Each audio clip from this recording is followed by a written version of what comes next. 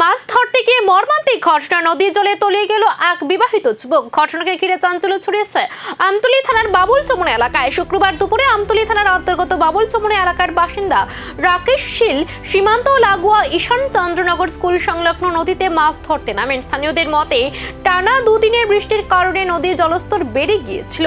সেই অবস্থাতে তিনি নদীতে নামতে আচমকা জলের স্রোতে তলিয়ে যান। তার সঙ্গে থাকা লোকজন তাকে বাঁচানোর চেষ্টা করলেও ব্যর্থ হয়। পরে চিৎকার শুনে আশপাশের লোকজন ছুটে আসে, কিন্তু ততক্ষণে তিনি নিখোঁজ হয়ে যান। খবর পেয়ে ঘটনাস্থলে পৌঁছে আমতলী থানার পুলিশ ও অগ্নি নির্বাপক দপ্তরের কর্মীরা। শুরু হয় উদ্ধার অভিযান। পরে ডুকলি আরডি ব্লকের চেয়ারম্যান ভুলন শাহ ঘটনাস্থলে পৌঁছান। এনডিআরএফ এর টিমকেও খবর দেওয়া হয়েছে বলে প্রশাসন সূত্রে জানা গেছে।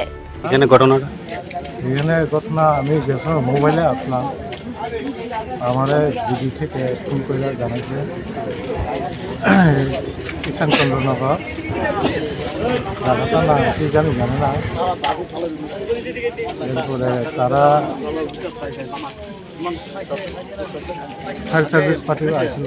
ফায়ার সার্ভিস পার্টি এরপরে আমরা আসি পরে কখনো পাইতেছে না। এখন